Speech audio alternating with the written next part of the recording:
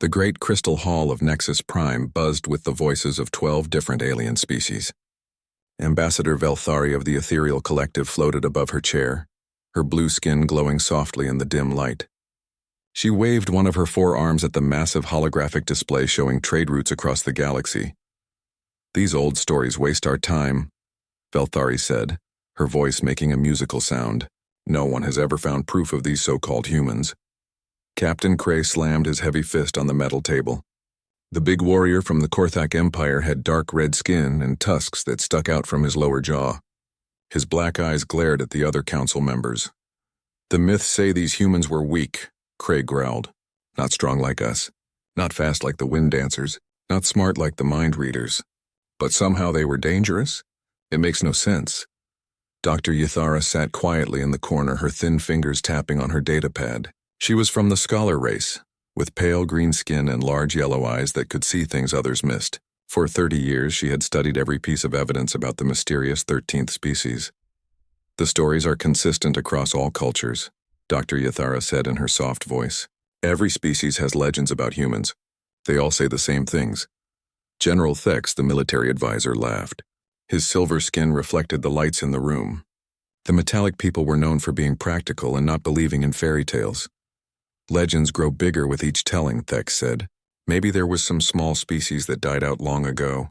Now they become these magical creatures who never gave up and could adapt to anything." Velthari nodded her agreement. "The Council has ruled this galaxy for 500 years. If humans ever existed, we would know about them."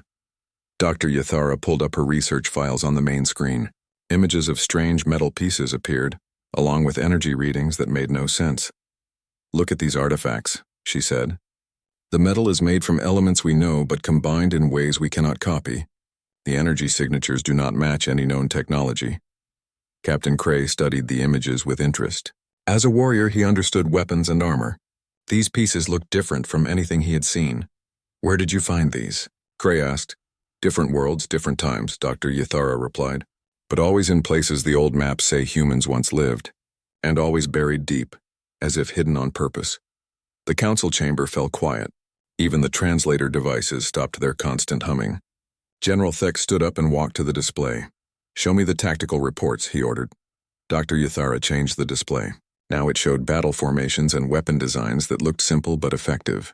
The strategies were unlike anything the council militaries used. "The humans seemed to focus on mobility and adaptation," Dr. Yathara explained.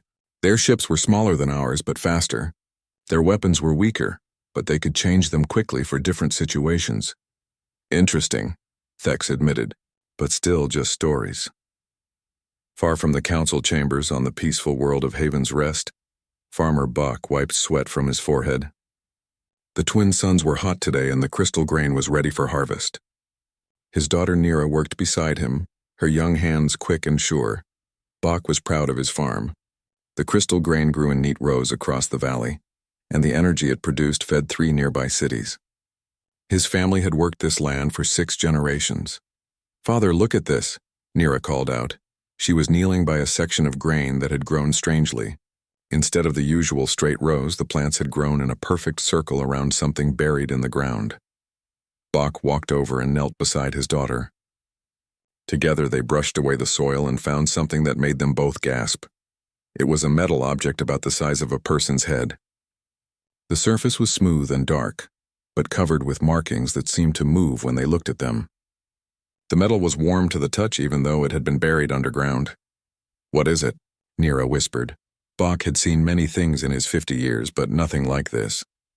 The markings on the metal reminded him of the old symbols his grandmother had shown him in ancient books. She used to tell stories about the time before the council, when other beings lived among the stars. "I do not know," Bach said honestly, "but we should take it to the science center in town." That evening, as the twin suns set behind the mountains, Bach and Nira sat on their porch and looked at the strange object. It sat on the table between them, still warm, still showing those moving symbols.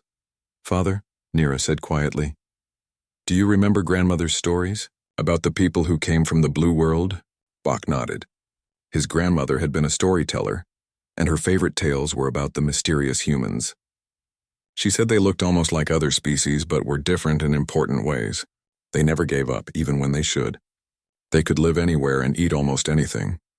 Most importantly, they protected those who could not protect themselves. Just stories, Bach said, but his voice was not sure. The object on the table pulsed with a soft light, as if it was listening to their conversation. Somewhere deep inside the metal, ancient systems were waking up after centuries of sleep. Back on Nexus Prime, Dr. Yathara worked late in her laboratory. She had spent decades collecting every piece of evidence about humans she could find. Her computers held thousands of artifacts, stories, and mysterious readings from across the galaxy.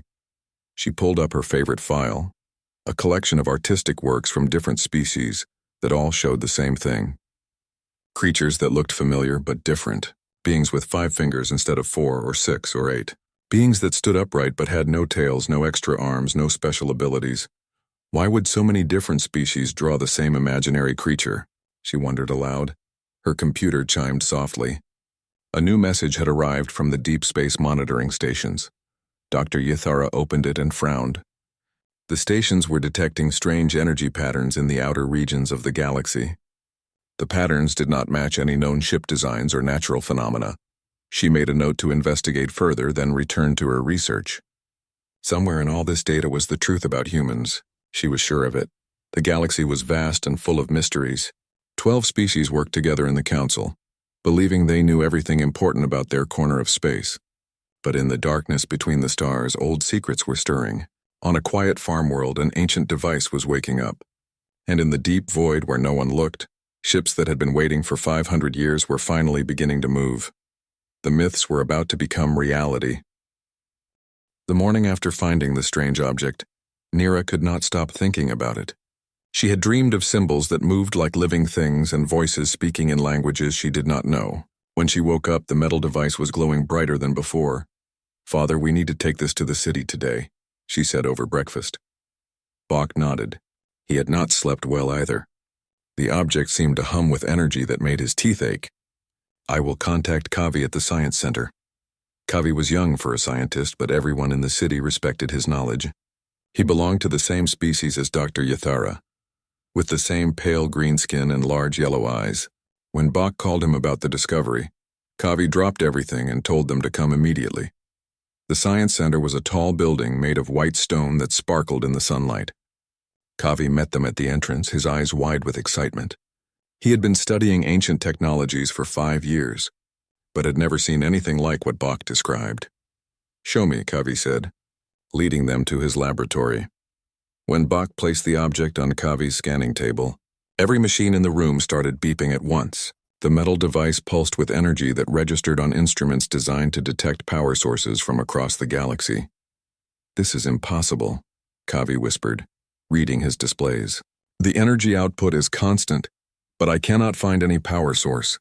And these markings," he activated his best translation computer. The markings on the object began to shift and change, forming new patterns every few seconds. The translation computer tried to keep up, but the symbols changed faster than it could process them. "It is some kind of language," Kavi said, "but not like any language I know. It seems to be learning." Nira leaned closer to the object. As she watched, the symbols stopped changing and formed a pattern that looked almost familiar. It reminded her of the old writing in her grandmother's books. "Can you read any of it?" she asked. Kavi worked for hours trying different translation methods. Finally, one symbol became clear. It was a star map, showing the location of their solar system. But the map also showed other places, star systems that were marked with symbols meaning home and origin. "This is a message beacon," Kavi said, his voice filled with wonder. "It has been transmitting for... How long has it been buried?" "Our family has farmed that land for 6 generations, Bach said. "At least 150 years. Then it has been sending signals for at least that long. Maybe much longer." Kavi's hand shook as he made more discoveries. "And it is not just sending random signals. This is a complex data package with star charts, technical information, and what looks like military intelligence." That evening, Kavi sent an urgent message to Dr. Yathura on Nexus Prime. He included all his scans and translations, along with a simple message: "I think we found proof that humans are real." Dr. Yathara received the message while working late in her laboratory. When she saw the data from Haven's Rest, She nearly dropped her coffee. The energy signatures matched readings she had been collecting for 30 years. The symbol patterns were similar to markings she had found on other artifacts, but most shocking of all were the star charts. They showed a complete map of Council space, with detailed information about each species' military capabilities, trade routes, and weaknesses. The data was old but incredibly detailed. Someone was watching us, she said to herself. Someone who knew everything about the Council before we even formed it. She immediately booked passage to Haven's Rest. This was too important to study from a distance. While Dr. Yathara traveled through space, the beacon on Haven's Rest continued its work. Deep inside the device, ancient computer systems were performing tasks they had waited centuries to complete. The beacon was not just sending signals, it was receiving them too. Far from the populated worlds in the dark spaces between star systems, other devices were answering the call. Ships that had drifted silent and cold for 500 years began to power up their engines. Crews who had slept in stasis pods started to wake up. On the edge of known space, Trade Captain Rio was having a bad day. Her ship, the Lucky Strike, was carrying grain from the agricultural worlds to the mining colonies when her sensor operator Minho detected something strange. "Captain, I am reading massive energy signatures moving through the void," Minho reported. His forearms worked quickly over his control panel, trying to make sense of what he was seeing. Rio joined him at the sensor station. She was an experienced trader who had been flying the space lanes for 20 years. She knew every type of ship in the galaxy, from tiny personal craft to the massive Council dreadnoughts. "How massive?" she asked. "Bigger than anything I have ever seen," Minho said, his voice worried. "Multiple contacts moving in perfect formation. They are heading toward the populated systems." Rio studied the readings. The ships were still too far away to see clearly, but their energy signatures were unlike anything in the Council databases. More worrying, they were moving faster than should be possible for ships of that size. "Send a message to Council Command," Rio ordered. "Report unknown vessels approaching from the outer rim." But before Minho could send the message, something else appeared on their screens. A transmission was coming through on frequencies that had not been used for centuries. The signal was weak but growing stronger. "Can you clean it up?" Rio asked. Minho worked with the transmission, filtering out static and interference. Slowly, words began to form.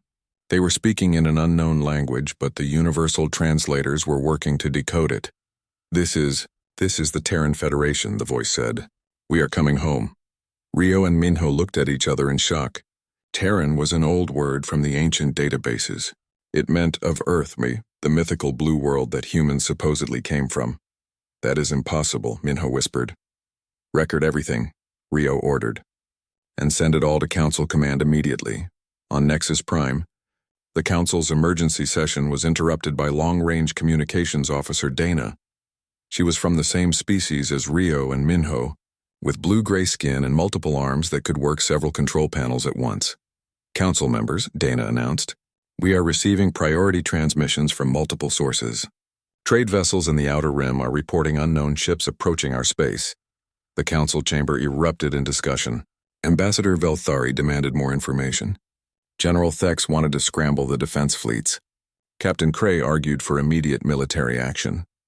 Dr. Yathara, who had just arrived from Haven's Rest with the beacon data, stood up slowly. In her hands, she held a datapad containing everything they had learned about the mysterious device. "Council members," she said, her voice cutting through the noise, "I believe these unknown ships are connected to the beacon we discovered. The device has been transmitting coordinates and data for centuries. Someone has been listening."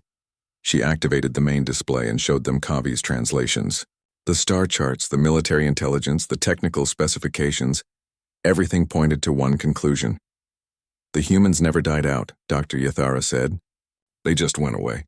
And now they are coming back." As if responding to her words, Dana's communication station lit up with an incoming transmission. The signal was strong and clear, broadcast on diplomatic frequencies that had not been used since before the Council was formed. "This is Captain Hana of the Terran Federation vessel Harmonies. Edge," the voice said in perfect Council standard language. "We are requesting permission to enter Council space for diplomatic discussions. We have much to discuss after 500 years of silence." The Council chamber fell completely quiet. Even the air recycling system seemed to stop humming. Everyone stared at the communication console as if it might explode. "Respond," Velthari said finally. Tell them their request is being considered." But as Dana worked to send the reply, her instruments detected something that made her hands tremble. The incoming transmission was not coming from the mysterious ships the traders had detected. It was coming from somewhere much closer, from a ship that was already inside Council space, hidden so well that their best sensors had not detected it. The humans had not just returned. They had been watching and waiting, choosing exactly when to reveal themselves. And now, for the first time in 500 years, the galaxy was about to meet the species that had become legend. The Council's emergency meeting continued through the night. Admiral Vextar commanded the largest battle fleet in the galaxy, but even his massive warships seemed small compared to the energy signatures approaching from deep space. His silver skin showed stress patterns as he studied the tactical displays. "We have 48 hours before the main fleet reaches our outer systems," Vextar reported. "My ships are moving to defensive positions, but I do not know what we are defending against." Captain Hana stood on the bridge of the Harmony's edge, watching the Council worlds grow larger on her main screen. She was average height for a human, with dark hair pulled back in a simple style and brown eyes that had seen too much. Her uniform was plain blue fabric, nothing like the fancy clothes worn by Council diplomats. "June, report on Council ship movements," Hana ordered. Tactical Officer June was younger than his captain, with quick hands and a mind that could track dozens of ships at once. His fingers moved over his control panel as he monitored the space around them. 12 battle groups are forming defensive lines," June said. "They are trying to protect their major worlds, but their formations show they do not understand our capabilities." Communications specialist Yuna looked up from her station. She was responsible for translating between human language and the dozens of alien tongues used by the Council. Her job was harder than it seemed. Some ideas simply did not translate well between species. "Captain, the Council is requesting a meeting in neutral space," Yuna reported. "They want to use their diplomatic ship Concordia," Hana nodded. "Tell them we accept, but remind them that this meeting will determine whether our return is peaceful or not." In the engineering section of the ship, Chief Engineer Tay made final checks on all systems. The Harmony's Edge was not the largest human ship, but it represented 500 years of technological development. Every system had been designed to be better than anything the Council could build.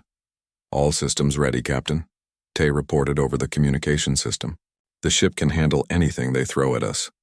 On Nexus Prime, the Council members argued about how to handle the situation. Some wanted to fight, others wanted to negotiate. Dr. Yithara tried to explain what her research had revealed about human psychology. "They are not like us," she told the Council. "According to the old records, humans do not think the same way other species do. They do not give up when they should. They find ways to turn weakness into strength." General Thex studied the military data from the beacon.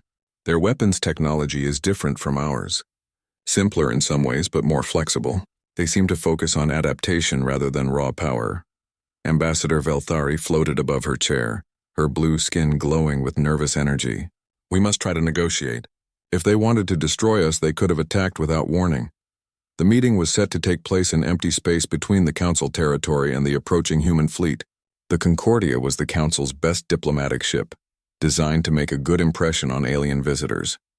It was beautiful, with crystal panels and flowing metal curves that caught starlight like jewels. The Harmony's Edge was the opposite. It was dark gray metal with sharp angles and no decoration. It looked like what it was, a ship built for war that could also carry diplomats. When the two ships met in the void, Captain Hana transported directly to the Concordia's bridge using technology the Council had never seen before. One moment the bridge was empty except for Council members. The next moment a human woman was standing in their midst. The Council delegation stared at her in shock.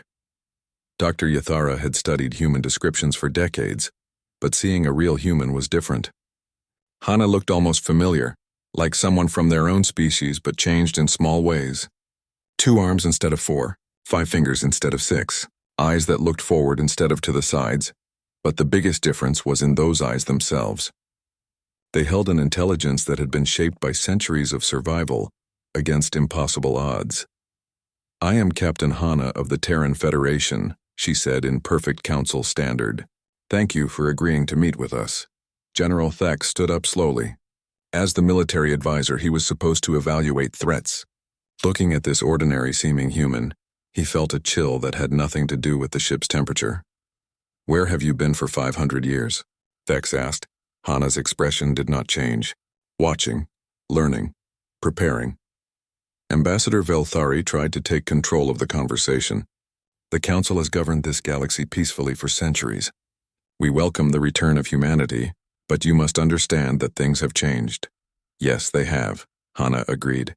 "We have observed your wars, the exploitation of weaker species, the corruption in your trade systems, the stagnation of technological progress. You have had 5 centuries to prove you could protect this galaxy. You have failed." The words hit the Council delegation like physical blows. Dr. Yathara leaned forward, trying to understand. "If you have been watching us, then you know we have brought peace to most of the galaxy," she said. Hana turned those steady brown eyes toward the scientist. "You have brought the peace of the strong ruling the weak.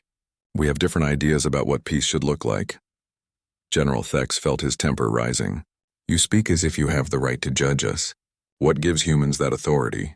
For the first time, Hana showed emotion. Her eyes hardened and her voice became cold as space itself. "We were here first," she said. "This galaxy was our home before the Council existed. We were driven out by a plague that targeted only humans. A plague we now know was created deliberately by one of your founding species." The Council members looked at each other in shock. None of them had known about any plague or deliberate attack on humans. "That is impossible," Velthari said. "The Council was founded on principles of cooperation and peace." Hana touched a control on her wrist and a holographic display appeared in the air between them. It showed historical records, genetic analyses, and communication logs that proved her words. The evidence was clear and damning. "Your founders saw humans as a threat to their own power," Hana explained. "So they eliminated us. We barely escaped with a few thousand survivors. We have spent 500 years making sure that never happens again." Dr. Yathara studied the historical data with growing horror. Everything fit together. The missing records, the gaps in early Council history, the artifacts that seemed designed by a species no one remembered. "If this is true," she whispered, "then the Council was built on genocide." "Now you understand," Hana said. "We did not come back for revenge. We came back to fix what was broken." General Thex stood up abruptly. "You cannot simply return after 5 centuries and demand control of our civilization." Hana looked at him with those unsettling human eyes. "We are not demanding anything. We are informing you of what is going to happen. The Terran Federation has returned to take responsibility for this galaxy's future. You can work with us or against us. But we will not be driven away again." "And if we refuse?" Thex asked. Hana's answer was simple and terrifying in its certainty. "Then you will learn why humans are considered dangerous. We did not survive the void by being gentle with those who threaten us." Ambassador Velthari tried one more time to find a peaceful solution. "Surely we can reach some kind of agreement. Share authority between the Council and your Federation." "Perhaps," Hana said. "But first you need to prove that you deserve to share authority. Release all records of the plague that drove us away. Return the territories that were stolen from human colonies. Most importantly, stop the exploitation of species that cannot defend themselves." "Those are not requests," General Thex said. "Those are demands." "Yes, they are," Hana agreed. "You have had 5 centuries to govern justly. Since you have failed to do so, we will take over the responsibility." The meeting ended without agreement. As Captain Hana prepared to transport back to her ship, she looked around the Concordia's beautiful bridge one more time. "This is your last chance to choose cooperation over conflict," she told the Council delegation. "Consider carefully. Humans have learned much during our exile. We are not the same species that was driven away 500 years ago." After she disappeared, the Council members sat in silence. Finally, Dr. Yathara spoke. "They are telling the truth about the plague. The evidence is overwhelming." General Thex slammed his fist on the table. "Truth or not, we cannot let them take over our government." "Can we stop them?" Velthari asked quietly. No one had an answer to that question. In the distance, the human fleet continued its approach toward Council space. Soon the galaxy would learn whether the legends about human determination were true. The war began 3 days after the failed diplomatic meeting. Admiral Vextar had positioned his fleets to protect the most important council worlds, but the humans did not attack where he expected them to. Instead of hitting the heavily defended core systems, the human fleet appeared at 12 different border worlds simultaneously. Each attack was perfectly coordinated, striking military targets while carefully avoiding civilian areas. Fleet Admiral Kyung commanded the human forces from his flagship, the Indomitable. Unlike the beautiful curves of council ships, human vessels were built for efficiency and survival. Every line and angle served a purpose. "Begin Phase 1, Kyung ordered. His voice was calm, but his eyes showed the intensity that had kept humanity alive. During 5 centuries of exile, the first battle took place over the mining world of Kepler. 7. Captain J led a squadron of human fighters against a council defense force that outnumbered him 3-1. But the humans had advantages the council did not expect. Human ships were smaller but faster. Their weapons were weaker, but could be reconfigured quickly for different targets. Most importantly, human pilots thought differently. They took risks that seemed insane but somehow worked. "Their tactics make no sense," reported Council pilot Zeth as he watched human fighters break formation and attack from impossible angles. "They are fighting like they have nothing to lose." That was exactly right.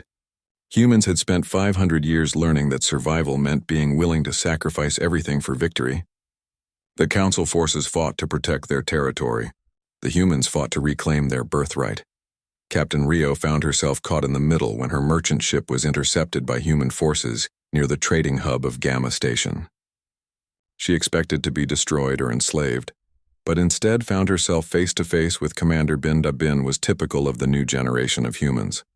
Tough, practical, and absolutely committed to their cause. But when he spoke to Rio and her crew, his voice was respectful and calm. "We are not here to hurt innocent people," Bin explained as Rio's crew was brought aboard his ship. "We want to free this galaxy from corruption, not add to the suffering." Rio studied the human commander with curiosity. "Then why are you attacking us?" "We are not attacking you," Bin corrected. "We are attacking the system that allows the strong to exploit the weak. Your shipping company has contracts that force workers on agricultural worlds to sell their crops for almost nothing. Those same crops are then sold to rich worlds for huge profits."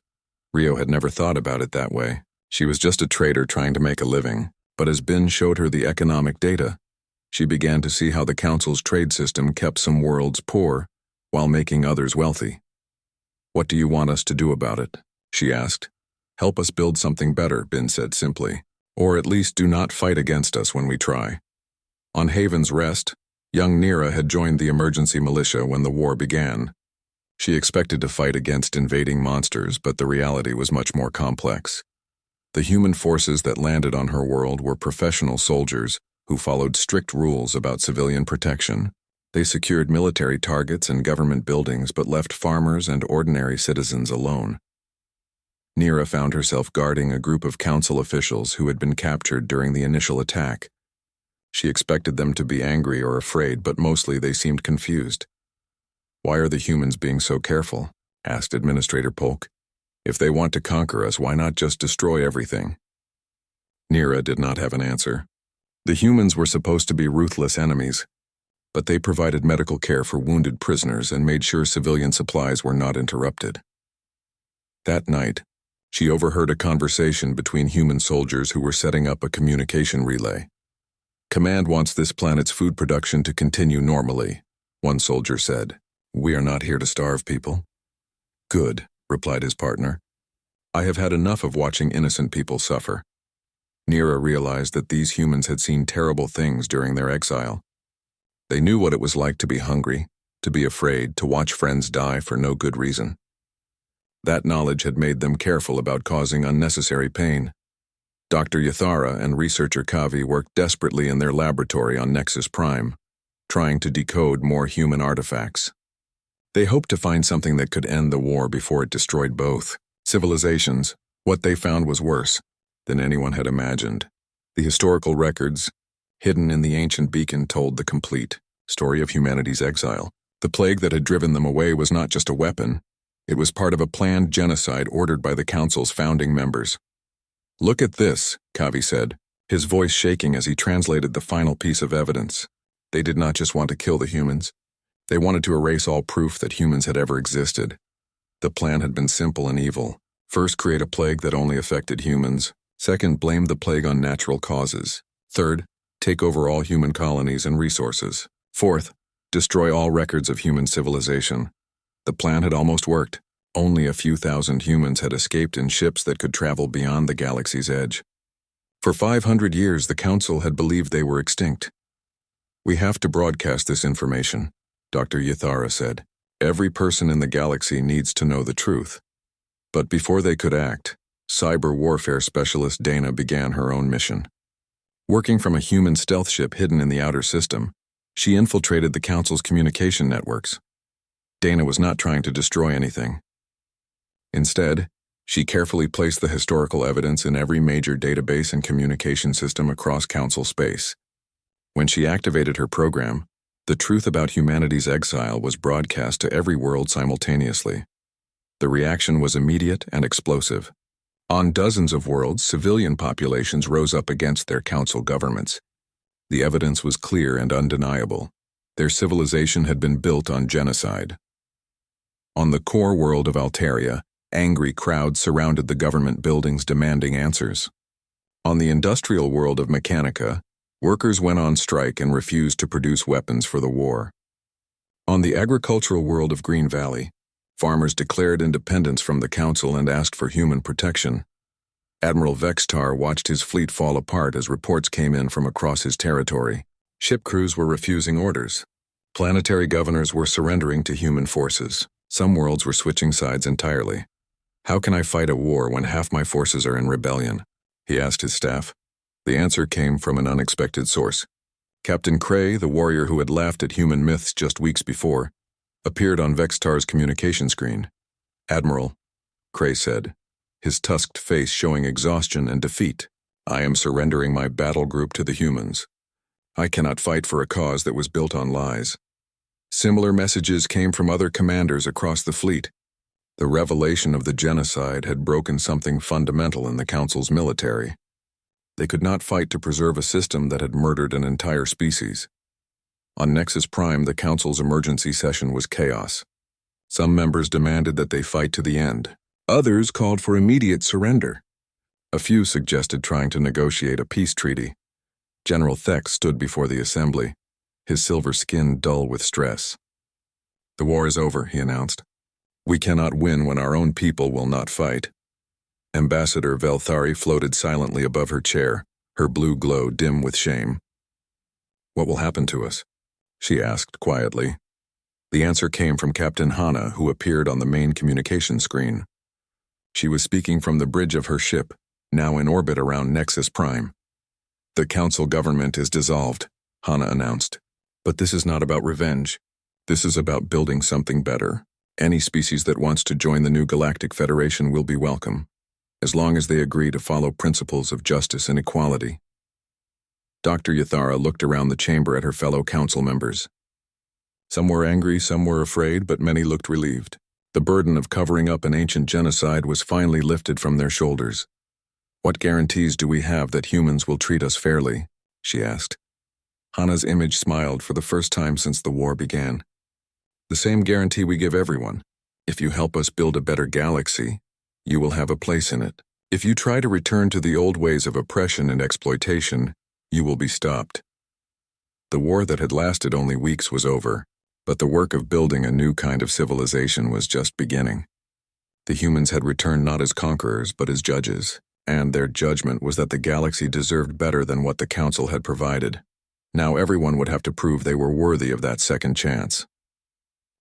2 years after the war ended, the galaxy looked very different.